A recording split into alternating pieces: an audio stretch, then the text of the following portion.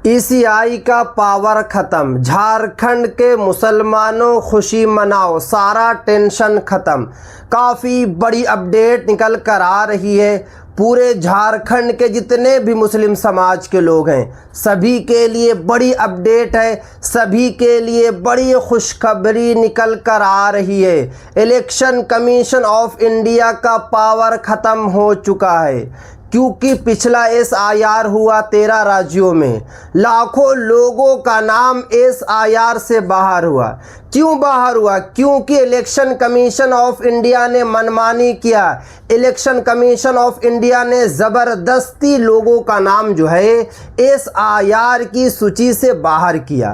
अब किसी का नाम बाहर नहीं होगा, क्योंकि सुप्रीम कोर्ट का नया आदेश आ चुका है। पिछले 8 से 9 दिनों से लगातार सुप्रीम कोर्ट में सुनवाई हो रही है।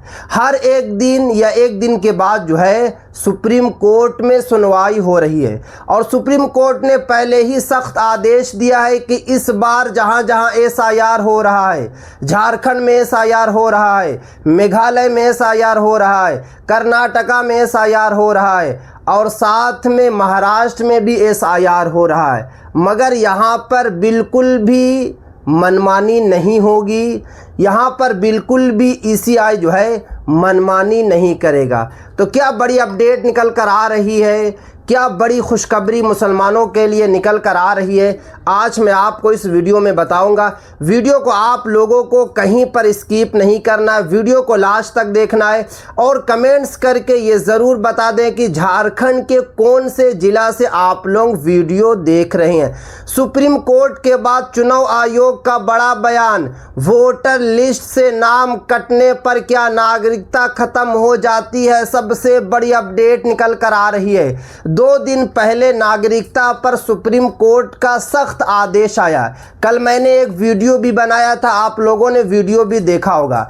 अब इलेक्शन कमीशन ऑफ इंडिया का भी आदेश आ चुका है कि क्या सच में अगर आपका नाम वोटर लिस्ट से बाहर हो जाएगा तो नागरिकता खत्म होगी या फिर नहीं होगी। एक एक करके मैं आपको इस वीडियो में बताऊंगा। अगर आपका नाम वोटर लिस्ट से कट जाए तो क्या आप भारतीय नागरिक नहीं रहेंगे? सबसे पहला सवाल, क्योंकि हर लोगों के माइंड में यही सवाल दौड़ रहा है कि अगर मेरा नाम वोटर लिस्ट में शामिल नहीं है या फिर मेरा नाम वोटर लिस्ट में शामिल नहीं होगा तो क्या मेरी नागरिकता चली जाएगी? इस पर सुप्रीम कोर्ट ने क्या कहा है और इलेक्शन कमीशन ऑफ इंडिया ने क्या कहा, उसके बाद आगे देखिए। क्या आपका पासपोर्ट रुक सकता है? यानी कि अगर आपका नाम वोटर लिस्ट में शामिल नहीं होगा तो क्या आपका पासपोर्ट नहीं बनेगा? क्या आपका पासपोर्ट रुक जाएगा? क्या राशन कार्ड या सरकारी योजनाओं का असर पड़ सकता है? यानी कि अगर आपका नाम एसआईआर की सूची में शामिल नहीं हुआ तो क्या आपका राशन कार्ड बंद हो जाएगा?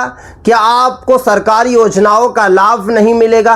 अब देखिए इस पर जो है इलेक्शन कमीशन ऑफ इंडिया ने क्या कहा है। इन सवालों को लेकर पूरे देश में चिंता थी।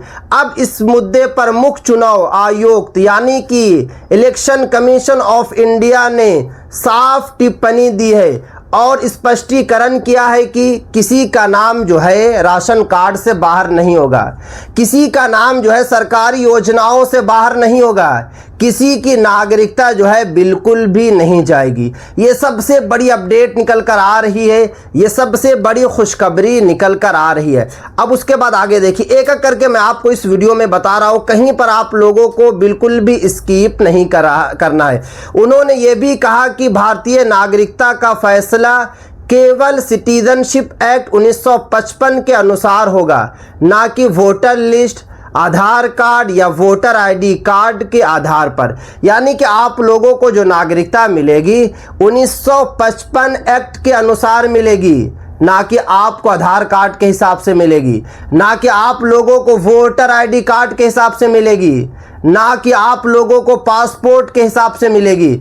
आप लोगों को नागरिकता मिलेगी 1955 सिटीजनशिप एक्ट के हिसाब से। उसके बाद आगे देखिए, अगर आपका जन्म 1 जुलाई 1987 से पहले भारत में हुआ है तो आप जन्म से भारतीय नागरिक हैं। यानी कि अगर आपकी पैदाइश 1987 से पहले हुई है, यानी कि 1970 में हुई है, 1975 में हुई है या फिर 1980 में हुई है, तो आपकी डायरेक्ट जो नागरिकता साबित होगी जन्म के हिसाब से होगी। मगर आपको एक प्रूफ देना पड़ेगा, जन्म का एक प्रूफ देना पड़ेगा, जिसमें आप पासपोर्ट भी दे सकते हैं, जिसमें आप जन्म प्रमाण पत्र भी दे सकते हैं, जिसमें आप 1987 से पहले वाला वोटर आईडी कार्ड भी दे सकते हैं। वोटर लिस्ट में अगर नाम है तो वो भी आप जो है सरकार को दिखा सकते हैं। उसके बाद आगे देखिए, अगर आपका जन्म 1 जुलाई 1987 से 3 दिसंबर 2004 के बीच हुआ है तो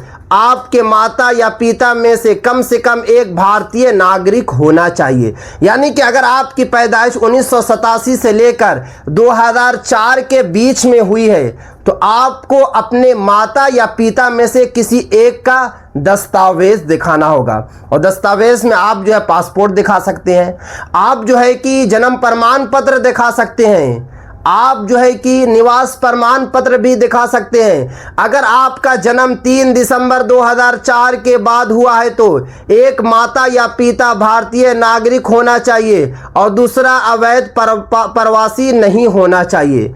यानी कि अगर आपकी पैदाइश 2004 के बाद हुई है तो माता पिता में से जो है एक भारतीय होना चाहिए और उनके पास जो है दस्तावेज भी होना चाहिए। मगर दस्तावेज दोनों का दिखाना पड़ेगा, माता और पिता दोनों का दिखाना पड़ेगा। आप पासपोर्ट भी दिखा सकते हैं, निवास प्रमाण पत्र भी दिखा सकते हैं, आप जो है कि जन्म प्रमाण पत्र भी दिखा सकते हैं। अब यहाँ पे आगे देखिए, सुप्रीम कोर्ट ने यह भी स्पष्ट किया है कि वोटर लिस्ट तैयार करना चुनाव आयोग का काम है, लेकिन किसी व्यक्ति की नागरिकता तय करना चुनाव आयोग का अधिकार नहीं है। सुप्रीम कोर्ट ने सख्त आदेश में यह भी कहा है कि चुनाव आयोग का सिर्फ और सिर्फ काम है वोटर लिस्ट को इकट्ठा करना। जो लोग गलत तरीके से वोटर लिस्ट में नाम जुड़वाए हुए हैं उनका नाम बाहर करना, या जिनके पास 2 वोटर आईडी कार्ड है एक को कैंसिल करना, जिनका 2 जगह वोटर आईडी कार्ड बना हुआ है एक जगह कैंसिल करना। इलेक्शन कमीशन ऑफ इंडिया का अधिकार नहीं है कि आपको नागरिकता से बाहर कर दे। नागरिकता का आधार सिर्फ और सिर्फ जो है केंद्र सरकार को है, क्योंकि 1955 में सिटीजनशिप एक्ट बना था। उस एक्ट में साफ साफ लिखा हुआ है कि जो भी केंद्र सरकार होगी उसको पूरा अधिकार है कि आपसे जो है सिटीजनशिप के लिए बोल दे, आपको नागरिकता साबित करने के लिए बोल दे। अभी के टाइम में, प्रेजेंट टाइम में मोदी सरकार है, तो मोदी सरकार आपसे बोल सकती है कि आप जो है भारत की नागरिकता साबित करें, और आपको साबित करना होगा। इसीलिए तो पूरे भारतवासी परेशान हैं, क्योंकि जब से विदेश मंत्रालय साहब का स्टेटमेंट आया है पासपोर्ट को लेकर कि पासपोर्ट सिर्फ और सिर्फ जो है ट्रैवल प्रूफ है, पासपोर्ट नागरिकता का प्रूफ नहीं है। इससे यही पता चलता है कि इन फ्यूचर जो है केंद्र सरकार एनआरसी लाने जा रही है, क्योंकि पूरे देश में अभी तक सिर्फ और सिर्फ असम में एनआरसी हुई, 18 लाख लोगों का नाम जो है एनआरसी की सूची से बाहर हो गया। अभी भारत में एसआईआर चल रहा है, भारत में मकान सर्वे चल रहा है, भारत में जनगणना चल रहा है, और सभी लोगों को अच्छे तरीके से पता है कि केंद्र सरकार जो है जल्द से जल्द जो है एनआरसी लाएगी, क्योंकि अमित शाह ने पहले ही बताया है कि आधार कार्ड जो है नागरिकता का प्रूफ नहीं है। बॉम्बे हाईकोर्ट का कहना है कि निवास प्रमाण पत्र जो है नागरिकता का प्रूफ नहीं है। कोलकाता हाईकोर्ट का भी यही कहना है।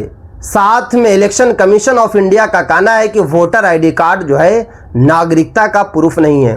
भारतवासियों को समझ में नहीं आ रहा है कि नागरिकता का प्रूफ क्या होगा, जब बॉम्बे हाईकोर्ट का कहना है कि जन्म प्रमाण पत्र नागरिकता का प्रूफ नहीं है, कोलकाता हाईकोर्ट का कहना है कि निवास प्रमाण पत्र जो है नागरिकता का प्रूफ नहीं है, गृह मंत्रालय साहब का कहना है कि आधार कार्ड नागरिकता का प्रूफ नहीं है, इलेक्शन कमीशन ऑफ इंडिया का कहना है कि वोटर आईडी कार्ड जो है नागरिकता का प्रूफ नहीं है। तो आखिर नागरिकता साबित कैसे होगी? लोगों के अंदर जो है परेशानी बनी हुई है, लोग घबराए हुए हैं। मगर आप लोगों को घबराने की बिल्कुल भी ज़रूरत नहीं है, क्योंकि यहाँ पे आगे बताया जाए अगर किसी की नागरिकता पर गंभीर सवाल उठता है तो उसका फैसला संबंधित कानूनी प्रक्रिया और केंद्र सरकार के अधिकार क्षेत्र में होता है। यानी कि अगर सरकार को लगता है कि आप भारतीय नहीं है तो कानूनी तरीके से जो है प्रक्रिया चलाई जाएगी, डायरेक्ट किसी को नागरिकता से बाहर नहीं किया जाएगा। असम में 17 लोगों का नाम जो है एनआरसी की सूची से बाहर कर दिया गया। अभी लगभग जो है 5 से 6 दिन पहले की बात है। वो सारे के सारे लोग गुवाहाटी हाई कोर्ट गए। गुवाहाटी हाई कोर्ट ने भी साफ कर दिया कि ये लोग विदेशी हैं। सभी लोग सुप्रीम कोर्ट चले गए और सुप्रीम कोर्ट ने गुवाहाटी हाई कोर्ट को नकारते हुए कहा कि दोबारा फिर से ये सभी लोगों की जांच की जाए।